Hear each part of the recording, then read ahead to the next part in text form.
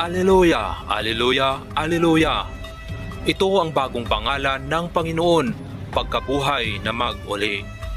Ang ibig sabihin ng Al ay kataas-taasan, ang El ay Diyos, at ang Uya o ay Otheos, Esteros at Athanatos. Aensof, Aensof, Aensof. Ito ang tinatawag na walang hanggan sapagkat tumitira sa mataas at matayog na dako. Ahaha, Azar, Aha, Aya. Ito naman ang puno at simula.